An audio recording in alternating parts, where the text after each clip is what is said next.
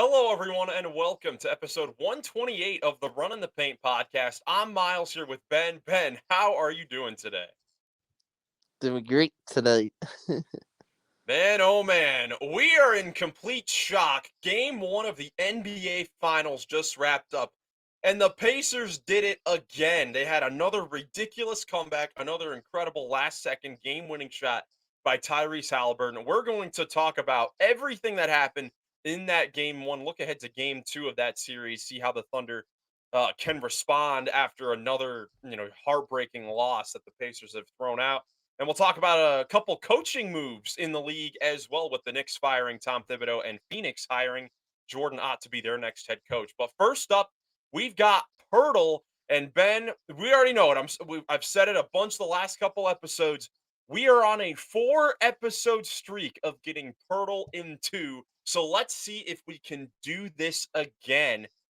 Who should we guess for our first player? Let's try Alex Caruso today. All right, we'll go Alex Caruso, player obviously in the finals, been on a few teams. Let's see what we get.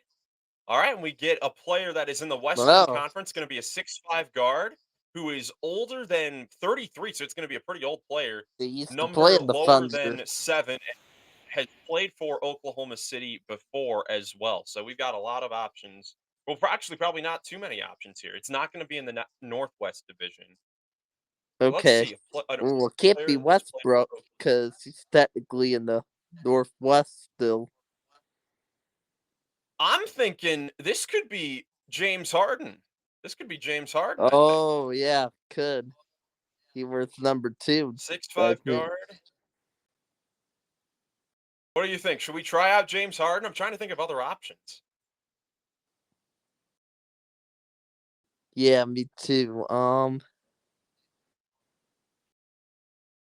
Let's see here. Older guards that played for. Okay. I think this is just James Harden. I don't know who else it Let's could do be. Let's try James it out. Harden. James Harden. 5 Oh, episodes yeah. in a row with Pirtle and Woo. two. We are on a roll right now. We are on an Indiana Pacers-esque roll, getting James Harden in two. Let us know in the comments down below how long it took you guys to get James Harden in two. Thank goodness we got that done quickly, because we need to get right into game one of the NBA Finals last night, where the Pacers did it again. They steal one from the OKC Thunder, 111 to 110, to take a 1-0 lead in the NBA Finals. Ben, this is incredible. The whole time during the pre-pod lobby, just you and me in here. I mean, this is the most shocked I've been in quite a while. I mean, this is absolutely incredible what the Pacers have been doing in these playoffs, and they do it again on the biggest stage.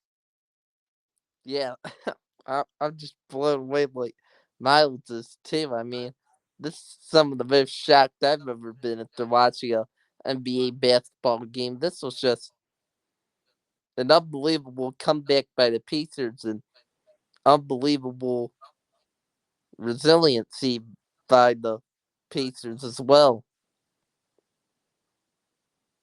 Yeah, absolutely. Looking at the game, let's start off with the beginning of the game, where, of course, coming in, Oklahoma City is obviously the heavy favorite coming into this series, being the best team in the league all season long with 68 wins, 80 wins up to this point when you take into account the victories so far in the playoffs. Pacers underdogs, but that's something that they're comfortable with being, and they showed it in this game. But coming into this game, Oklahoma City made an adjustment before the ball was even tipped. Head coach Mark Daigneault switched up his starting lineup, going a little bit smaller. He took out Isaiah Hartenstein and put in Cason Wallace, went a little bit smaller there to try to match the speed of the Pacers. Ben, what was your reaction to this move that the Thunder made here in the starting lineup? I like the move for the Thunder because I think they needed to match the Pacers some more with the speed. I think they might have been a bit too slow at times in transition.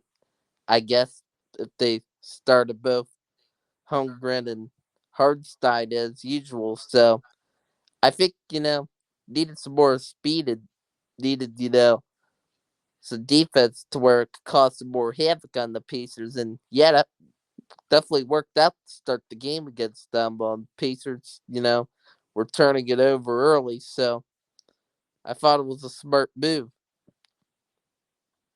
Yeah, Pacers were turning it over early, and that might be an understatement with how things were going. This OKC defense, which has been so lethal all year, some of the best we've seen in a long time in the NBA, we're doing it at a whole nother level against this Pacers offense that has been so good throughout the playoffs. So much so to where in the first half, Indiana committed 19 turnovers, which tied the NBA record for any game, regular season or playoffs, shattering the finals record for turnovers in a half. But the key thing with that, even though the Pacers were struggling to take care of the ball, and it was a lot of it was live ball turnovers, it was throwing it away out of bounds, it was offensive fouls, it was a whole lot. It was a variety of turnovers. Despite that, Oklahoma City only got 11 points off of turnovers for the entire game. So the Pacers, despite turning the basketball over a whole lot, they were getting back on defense and not allowing the Thunder to turn those turnovers into easy points at the other end. Yeah, that's true. So yeah, it kind of helped Indiana out for it to not be too brutal, but obviously, they didn't need to be turning over the ball as much as they did, and I think Indiana, to me, what I saw, looked, you know, kind of surprised by how tight spacing was sometimes in the first half, even though it was something that, they were kind of expecting, of course, going into the game. And boy, OKC, they just kept flying around and getting all over Indiana like they did with the Timberwolves. And they somehow found a way to force like even more turnovers than they did even in like past rounds in this one game in the first half. Yeah, like they had 12 steals in the first half, which is the most in a finals half in the play-by-play era since those stats were tracked. I mean, it was across the board. Lou Dort, Cason Wallace, who started, Alex Caruso. They were playing, very good defense. They were stopping the Pacers for the most part, as far as forcing turnovers, and the Pacers weren't getting a whole lot of great shots. It was hard for them to generate a lot of good looks in the first half, especially. That was a big reason they were down by double figures really throughout the course of the game. I mean, it felt like even up until the midway point of the fourth quarter, the Pacers couldn't get the deficit under single digits. And it was because the Thunder kept making big plays offensively as well. The MVP, Shea Gilgis Alexander, has 38 points in his first finals game. I thought he had a very good game. Took a lot of shots, but I liked it. He took 30 shot attempts. I honestly really liked it from your superstar leading a team that hasn't been to the finals before. You need your superstar MVP player to take control and lead by example. And he did that, being efficient on the offensive end, not turning it over too much. I mean, the Thunder only had 6 turnovers in this game. So Shea had a very good game. Lou Dort hit 5 threes, but J Dub and Chet Holmgren, the 2 and 3 options for this Thunder team, both struggled for a majority of the game shooting the ball wise, and that's a lot of credit to the Pacers defense. Yeah, you can't count out that the Pacers also played great defense too in this game. I mean, you know, it didn't look as dominant as OKC defense sometimes, but they you know overall did a pretty good job of being physical on that end and with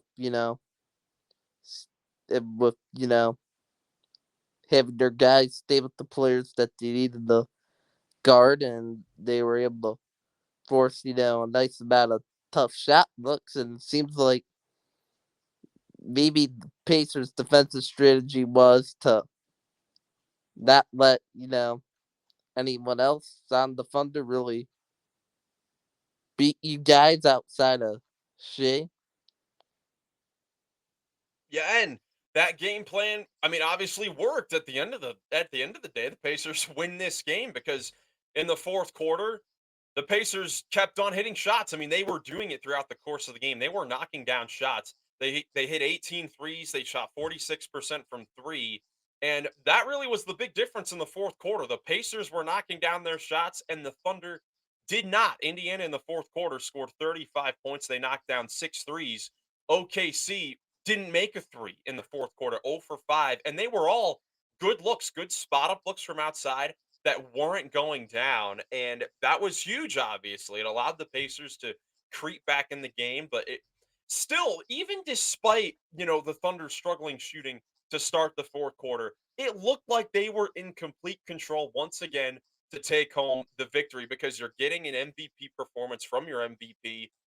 And for the Pacers, there really weren't any standout players, but that's really how they've gotten it done really in these playoffs. I mean, Siakam was solid with his 19 points to lead the way. I thought Obi Toppin was huge off the bench. He hit five big threes, had 17 points.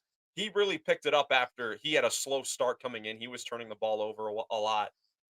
But overall, we saw really the epitome of these two teams. The Pacers getting production from throughout their lineup. OKC, getting stuff from Shea, but their other guys struggling a little bit in the finals. Yeah, that was interesting. Indiana got some good things for multiple guys in the second half. I was impressed with the way TJ McConnell came him off the bench and did some nice scoring, showed some nice poise and some good veteran leadership off that bench. And um, boy, Tyrese Haliburton, he sure delivered in the fourth quarter. Hit the game-winning shot too, but he just continues to be amazing at times and continues to show people why he is not underrated. And really, it was just a great team effort, as you said. They um did a good job taking care of the basketball in the second half, and they didn't give up, and they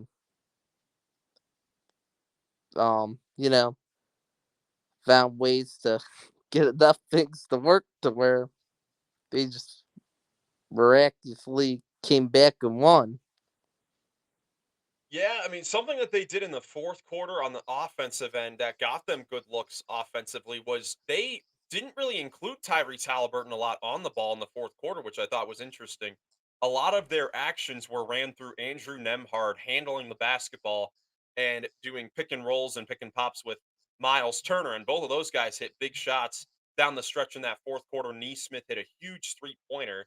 Um, Obi Toppin had a couple big threes in the fourth. Matherin had a nice drive. I mean, everyone contributed to this comeback once again.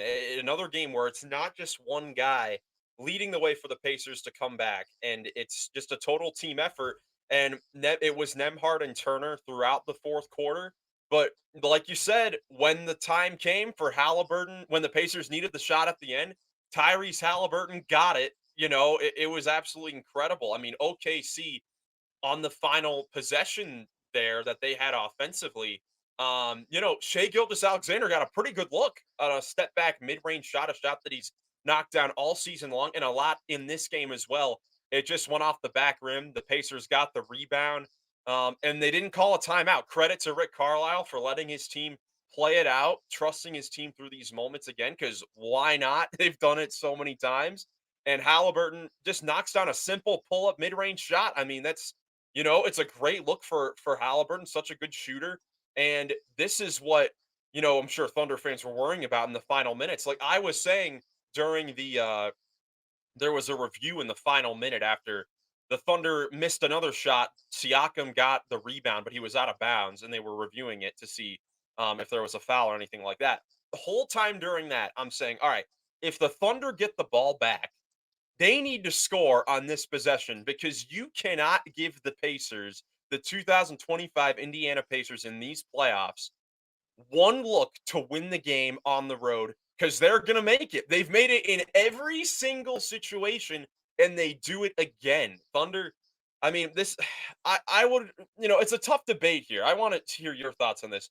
Do you think that Pacers won this game, or did the Thunder blow it? Did the Thunder lose it themselves? Uh, I'm gonna say that Pacers won it. They won it just you know because they never gave up, and they were just so determined that even with things going rough at times, they were gonna find a way to win. Well, the whole team and even Rick Carlisle just kept believing in his team even when things went rough, and they found a way to win the game. So, man, it just goes to show you a strong belief in a team like that can really will you to some victories in tough games and tough road environments like the Pacers have been able to do in the playoffs. Yep, and the Pacers do it again. I mean, looking at the stat sheet along with that, I mean, a big reason that they were able to stay in this despite having 24 turnovers is because they were the ones that were getting on the boards. They had three players, actually four players that had 9+ rebounds in this game. They out rebounded OKC 56-39. And that was a huge talking point heading into this series that the Thunder with these bigs might have a huge advantage on the glass. The Pacers needs to be a point of detail for them to really crash the glass, get the rebound, end the defensive possessions by getting the rebound and going back the other way. And that's something that'll be interesting looking ahead to game 2 of this series now with the Thunder. Obviously a must-win game for them. I mean, it's we've been saying the same things for all these teams, with the Cavs in the second round, Knicks in the conference finals, and now again with the Thunder here, that game 2 is a must-win game. What adjustments do you think OKC needs to make here in order to get back in the series? And again, it's so difficult because just like the last 2 rounds, it feels like this is a game where, like, if you're the Thunder, you won this game. It feels like you won this game, but you didn't. You lost it by 1. How do they come back from this after another, heartbreaking defeat? Thunder, I would say, more so should make adjustments offensively because I mean, what can you really do to adjust defensively? They played, I would say, overall pretty well at that end once again, forced a bunch of turnovers like in the first half. I mean, kind of just got to do the same things there and hope that can work out, that you just somehow find a way that you hopefully find a way to win in game 2. And offensively, they obviously, need to hope that they can shoot the ball better like they did and shoot it better from 3-point range. And um, I hope to see more from Chet Holmgren. I was, kind of disappointed with his offensive performance. I wish he could have taken advantage of his height a bit more and could have, you know, got it open more near the basket and have made some more shots down there. They're gonna need more from Jalen Williams, hopefully too. So just hopefully some guys outside of Shea can step it up and score it well once again. They're really gonna need that, and hopefully them experiencing how resilient Indiana is, like they've been all throughout the playoffs, will help them, I guess, kind of understand more what it could take for them to get a victory and bounce back against them in game 2. Yeah, I mean, of course, Williams and Holmgren, they need to play better. I mean, Jalen Williams with 17 points, 6 of 19 shooting. Chet Holmgren, I was kind of disappointed with his play as well. Only 2 for 9 from the field, 6 points. Only played 23 minutes as well. Um, I want to see him use his height more. Use that to his advantage. Be a little bit more aggressive out there. And of course, you get, for a lot of these players, it's their first finals games. The Thunder are the youngest team in the NBA getting to this point. So you're going to see those, nerves there from some of those guys. But I think the Pacers did a great job of making things tough. I mean, you have some veterans up there in the front court with Siakam and Turner that are making things difficult for Chet Holmgren and also J-Dub, who was also defended at times by Aaron Nesmith. So Pacers across the board just did a great job defensively, and huge reason that they were able to get back into the game. In game two, of course, OKC, they're gonna need to knock down some more shots, and I really think it comes down to Williams and Holmgren because you can't count on Lou Dort hitting 5 threes again. It hurts so much that you lose a game that you get 5 threes from Lou Dort. But I mean, across from that, none of your role players had that crazy of a game here. I mean, Caruso was good off the bench, Hartenstein was good on the boards. I wonder, do you think that Mark Daigneault, after seeing what happened in this game, of course, if having a smaller lineup forced more turnovers for Indiana, but again, they got killed on the glass by 17. So do you think that we'll see the Thunder go back to that big lineup in game two? That's a good question. I'm thinking maybe. Who knows what Mark Daigneault's gonna want to do, but um, I'm thinking that he should just keep it like it was in game one because it forced so many turnovers and it could keep up with the speed of this Indiana team. But really, it's just on their players. It was just kind of a disappointing job with the rebounding. And, another thing they need to do better at a game two was just rebound better and not get out rebound out and not get out rebounded 56-39 like they did. Yeah, I would probably agree. I mean, you don't want to overreact too much. I mean, at the end of the day, you lost a game where you forced 18 more turnovers. Like, that just does not happen in the league where you force 24 turnovers and still lose the game. And I think that you're right. It does kind of go on Williams and Holmgren to play better. And, they are really good players. They are, two cornerstones for this team along with Shea Gildas Alexander. That is a big three. And those two guys need to actually play like it because Shea did. He's going to have more games like this. He might have a game where he struggles further on in the series. So they need Williams and Holmgren to also perform and not combine to go 8 of 28 from the field because the Pacers, all those guys are bringing it. Even if they're not shooting the ball that great, they're having an impact out there. Like Nemhard didn't even shoot it that well, 4 for 11, but I thought he had a very good game. And they were running their offense through him in the fourth quarter. Neesmith 3 for 9 from the field. Was 3 of 7 from 3. Haliburton didn't even shoot that well but before the game-winning shot there at the end. So the Pacers are getting stuff from every one of their guys, even if they are not shooting the ball well. OKC needs to get some more out of their best players. I definitely agree. Game two, of course, a big one, not until Sunday night, a little earlier at 8 p.m. on ABC. OKC looking to even things up. Of course, you do not want to go down 0-2 like the previous three teams that the Pacers have faced. And of course, heading back to Indiana, that would make it very, very difficult. Before we move on here, I just have to ask this question because this Tyrese Haliburton run has been absolutely incredible. I mean, he's hit a game-winning shot to lead a Pacers comeback, or I guess to cap off a Pacers comeback in all four of their series, three of them on the road in three of the toughest environments to play in the league.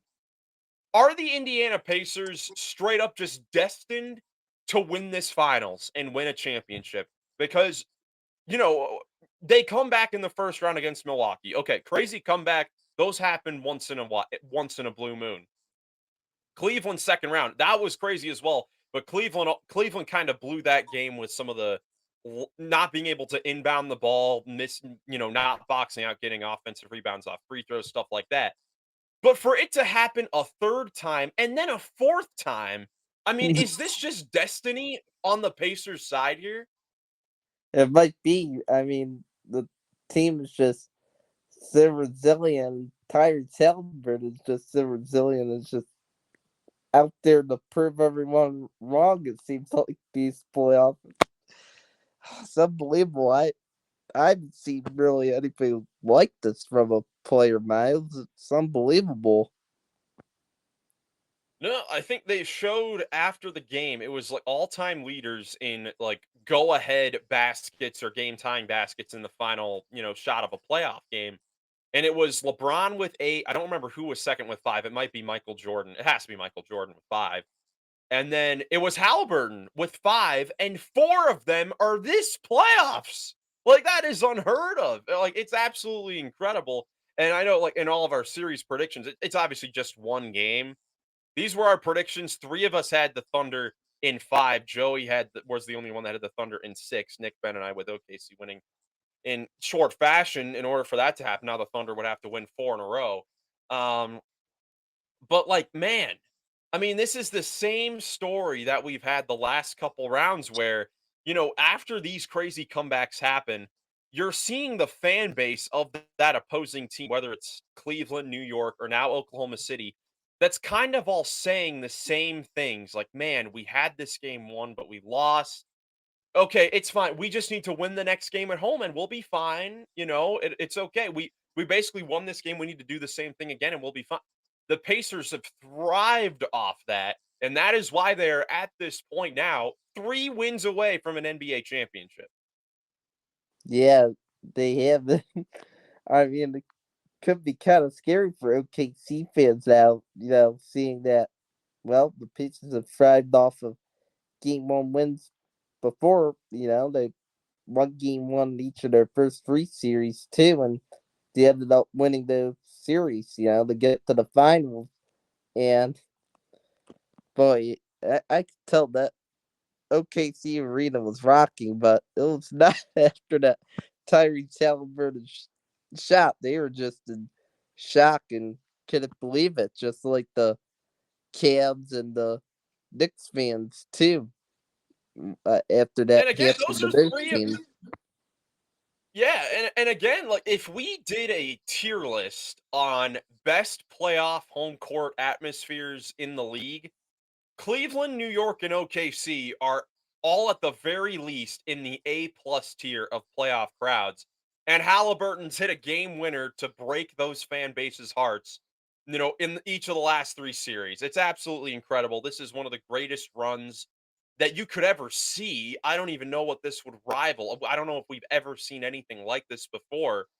But we'll see. Obviously, I don't think the series is over. This Thunder team, I think, is on another level than like the Cavs and the Knicks, at least in the playoffs.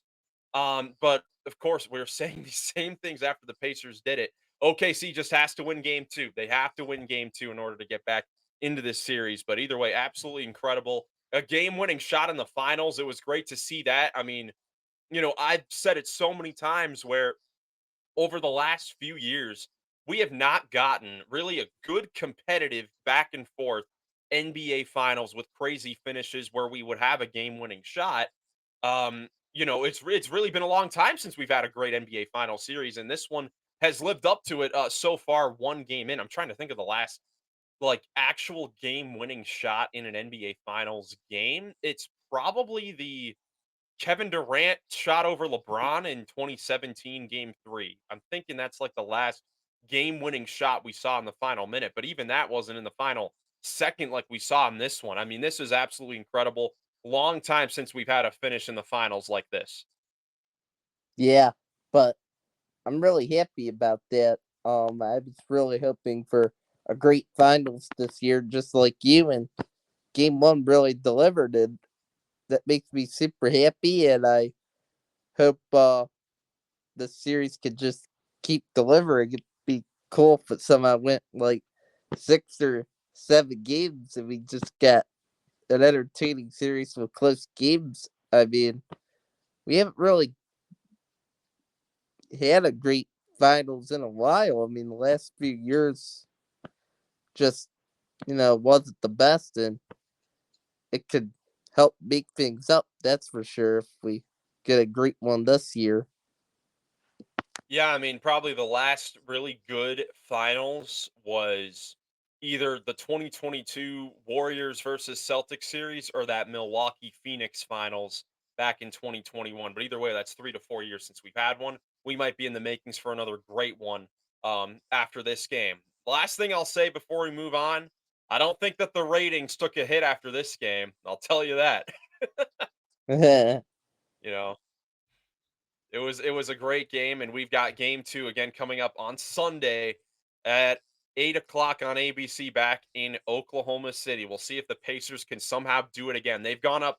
Not only have they won the first game of every series so far in these playoffs, they've won the first two games of every series so far. So we'll see if they can continue the trend in the toughest place to play in the league this year. Absolutely incredible start to the NBA Finals. But we've had a couple moves for some teams that have started their off seasons here, a couple coaching moves.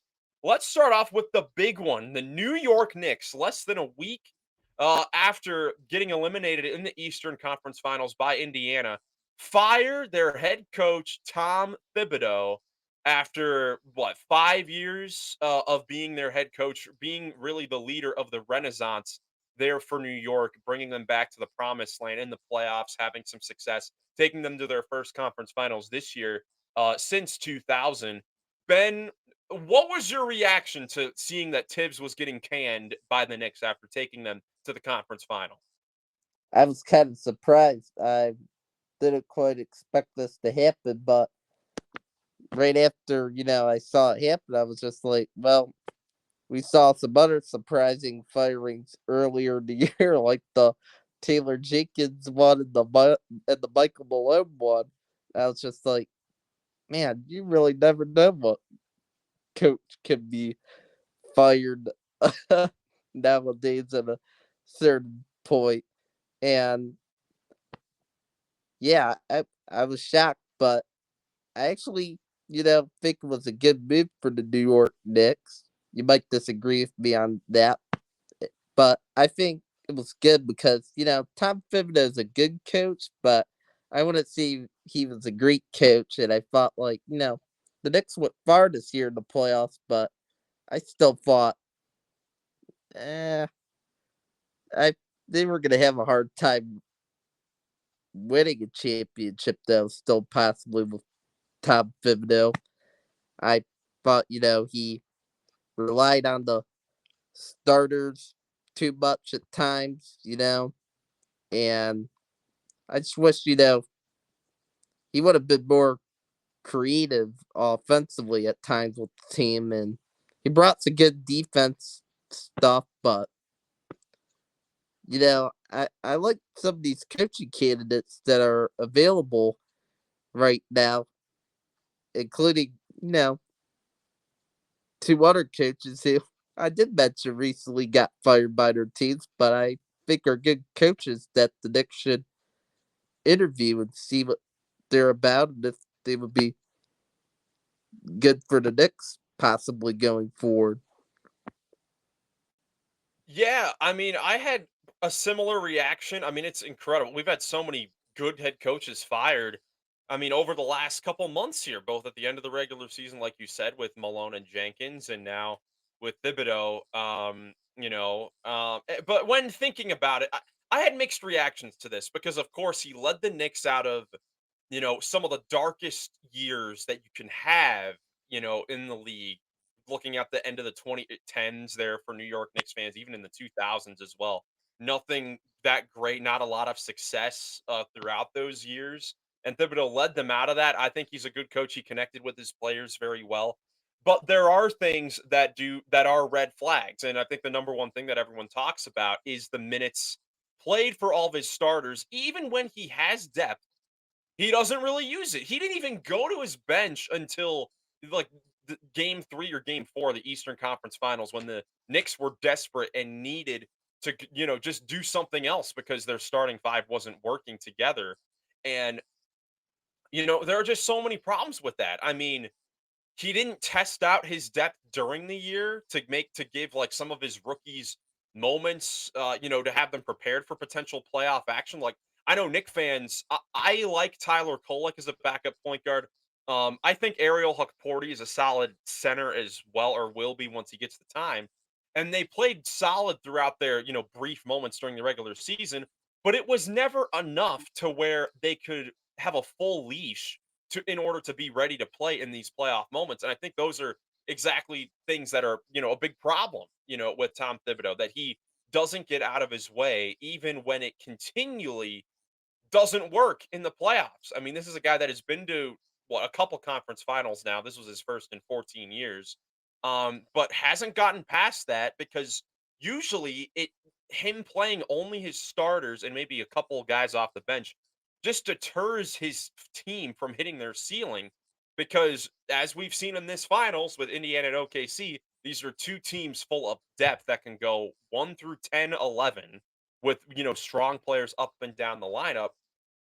And New York may have that, they may not have that, but we don't know because Thibodeau never tried it out during the regular season. So I get, after thinking it over, I think that he is a little bit of a scapegoat for what was a poorly constructed roster with Towns at the 5, and Thibodeau not really trying Towns and Robinson out much during the regular season until the playoffs. But at the end of the day, I do agree with the firing because this does scream to me a similar move that our Cleveland Cavaliers made in the offseason last year, going from JB Bickerstaff to Kenny Atkinson, moving on from a coach that was good, very good, developmental coach, got those two franchises out of, the basement of the NBA, and brought them back up, to relevancy in the league, but not modern enough to take the team to the next level. We saw what happened with the Cavaliers, bringing in Kenny Atkinson, coach of the year, one of the best years in franchise history. That even though they didn't advance further in the playoffs, they took another level to become a championship contender. New York, we might have a similar case here with some of the coaches that are available, and that is the next question. You mentioned a few guys, of course, Jenkins and Malone, who were recently hired or fired. There are also some first year guys that could be on the move as well. Cavs assistant Johnny Bryant, who has been a Knicks assistant before, has strong ties to that team. Um, with him, along with some former head coaches, there's also Budenholzer out there as well. Who do you think that the next hire, the next head coach should be for the New York Knicks to take them to the next level?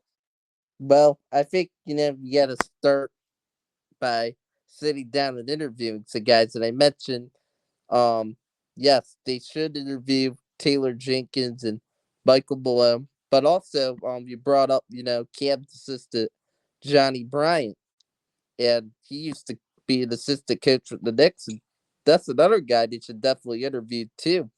And maybe they'll really like the interview with Johnny Bryant because they know him well already from his time in New York, and um, Johnny Bryant could be able to bring over like great offensive stuff and things that he learned from the Cavs this year under Kenny Atkinson eventually that could potentially help elevate New York next year.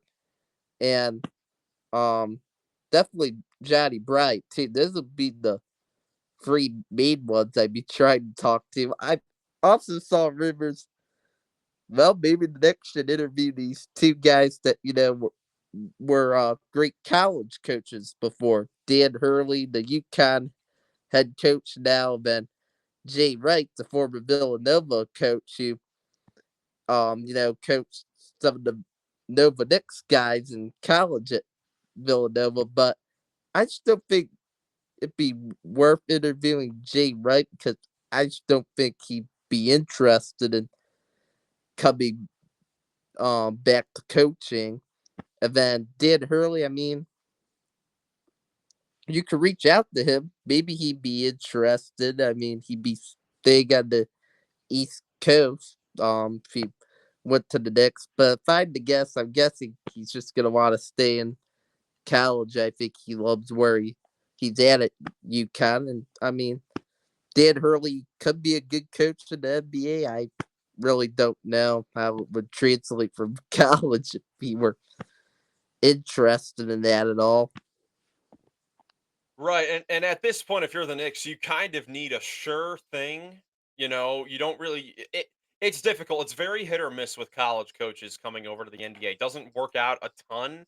They need this is the move. This is the move right here because the Knicks can't mess this up because again, Tom Thibodeau is a very good coach.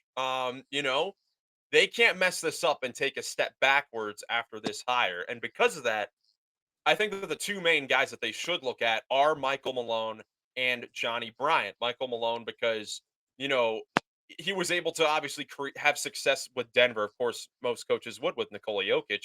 But, that could offer some offensive creativity with Carl Anthony Towns as well, because he's obviously a very skilled offensive player, not even just as a scorer, but he's a good passer as well. But he didn't have a ton of opportunities to show that off for New York this year. So I think that could be something there.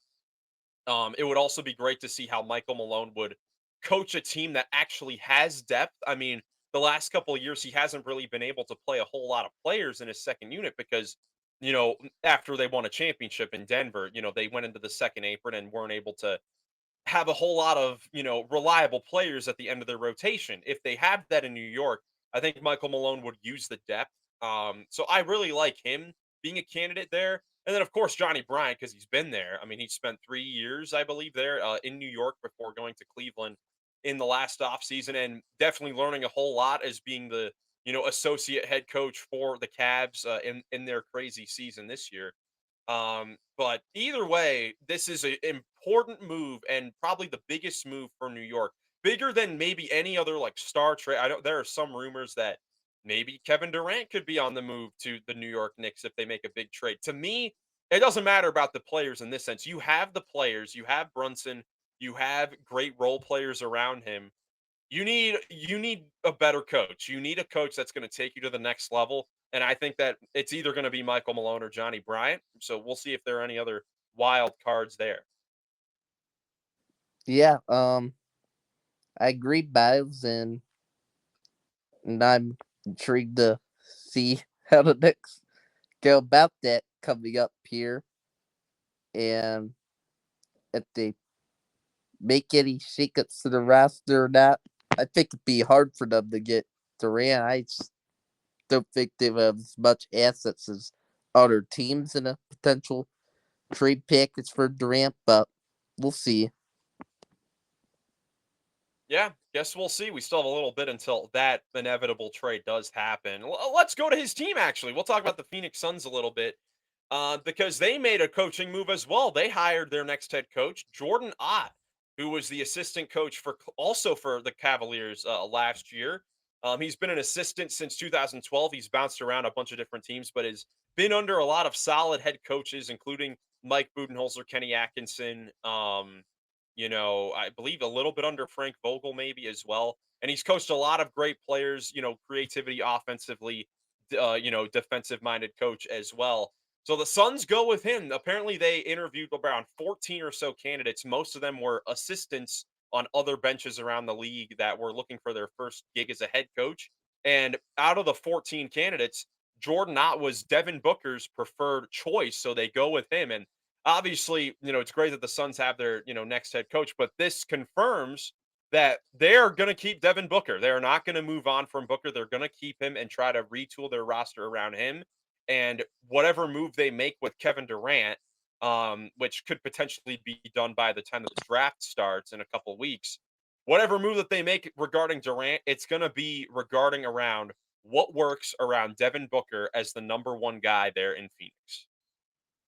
Yeah, exactly. And I like the hire for the Suns. I thought, Jordan um brought some nice coaching to the Cavs behind Kenny Atkinson, and I think he has a good basketball mind, and um the star player is really happy about that.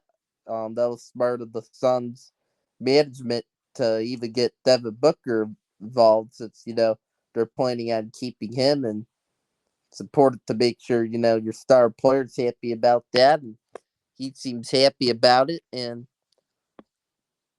Jordan Knott, I think he's kind of unproven, and I think he can look to potentially prove some stuff when he steps up as a head coach for the Suns. So I like this for Phoenix, and I'm excited to see how this pans out.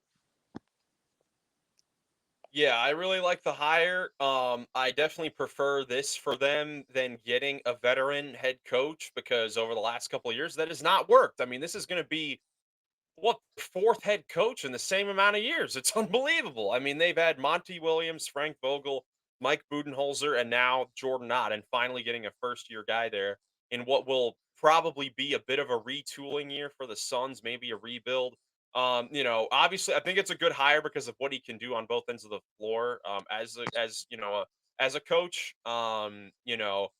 it's just going to be hard to really figure out how to gauge the Suns until we see the Kevin Durant trade. There are like 4 to 6 teams that are seriously interested. Sure, those include Houston, San Antonio, apparently New York. We'll see what other teams will try to make bids for Kevin Durant. Coming up on the final year of his contract and not having an extension yet. That might make it so that the assets that you have to give up in order to get Durant, it's not as much, as if he was, under contract for longer. It's not going to take as much to get Kevin Durant. So maybe that will allow some of these other teams to have the ability to acquire Durant. But either way, like the hire, just we'll see what they can do before the draft with a trade for Kevin Durant.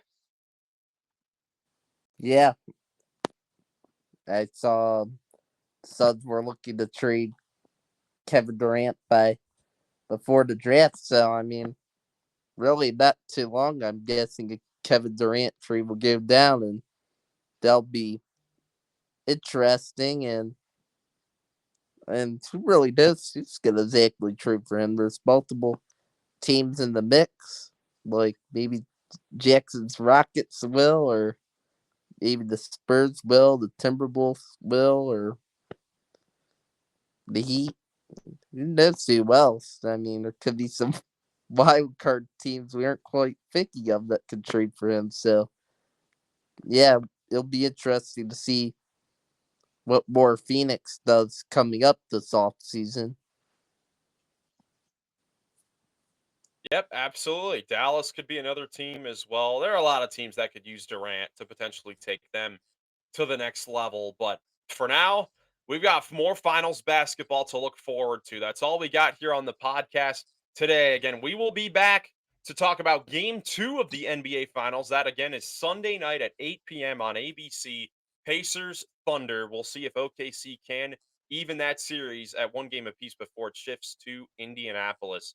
Ben, that's all we got here today. You have anything else before we get out of here? Nope. All right, let's head on out of here then, man. If you guys enjoyed this video, thank you so much for watching. Leave a like if you did enjoy. Subscribe for more NBA postseason content. Hope you have a great rest of your day, and we will catch you in the next one. Peace.